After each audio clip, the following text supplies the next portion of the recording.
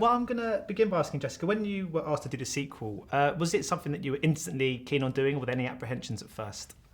Yeah, I would do anything Seth asked me to do creatively. And I knew early on that Tami-Lyn would have a lot more to do in the sequel. So I was really excited about that. And does sort of playing the same characters, that come quite naturally to you? Was it quite easy just to slip into Tami-Lyn once again? It was easy to slip into her dialect and physicality and things like that. But this gives me a lot more to work with. And, you know, we're trying to have a baby. We're newly married. We're fighting. We're in love. I have emotional scenes where I'm crying and we're fighting for his personhood. So it was really a lot of fun to explore her as going through all of these different situations with Ted. So it's quite funny just to sort of sit and say, oh, we're going to try and have a baby. So it's a stuffed teddy bear. It is a stuffed teddy bear, but he's human to me. Is. What's it like acting opposite a CGI bear? I mean, do they use a stuffed toy as a kind of means of contact for you? They do.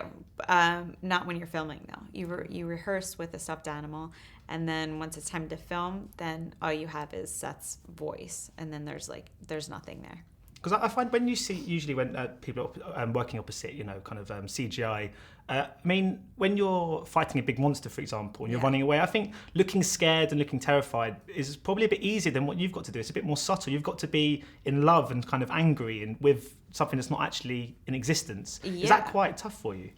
Yeah, I think it would be tough for any actor. It was a really great challenge that I really welcomed because it was a huge acting exercise.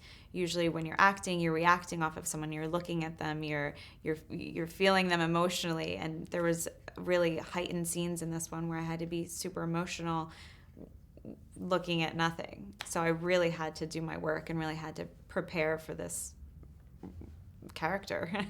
You've spoken about obviously the joy of working with Seth. I mean, what is it about him that makes for such an enjoyable kind of collaborative experience? And is he as funny off camera as he can be on it as well? Seth, his humor is more intellectual.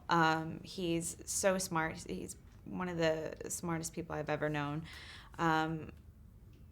He's very genuine. He's very open to any idea that you have. You know, he's brilliant, but he can have a conversation with you and not make you feel like an idiot. He's wonderful to be around. He's a dear friend of mine. And Tami-Lyn is a rather foul-mouthed character. I was wondering if you've taken your family to go and see Ted 1 and if you'll be taking them to see Ted 2 as well.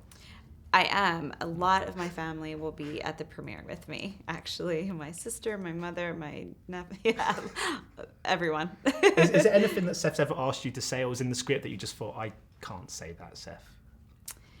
No, I really trust Seth, and I think that he knows what we can get away with and what we can't. So if he tells me to do it, I'll try it, and if it doesn't work, then I know that he won't use it. And what's your real life Ted? Have you got one particular kind of toy growing up that you've got a lot of nostalgia attached to? I don't know that I have a toy. I liked Hulk Hogan growing up. I watched WWF, which is now WWE. So I had little Hulk Hogan dolls that I played with.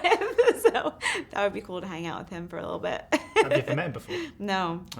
Maybe one day. Unfortunate. Brilliant. Well, thank you so much for your time today. It's much appreciated. Thank you so much. Thank you. Ladies and gentlemen, you're watching Hey You Guys!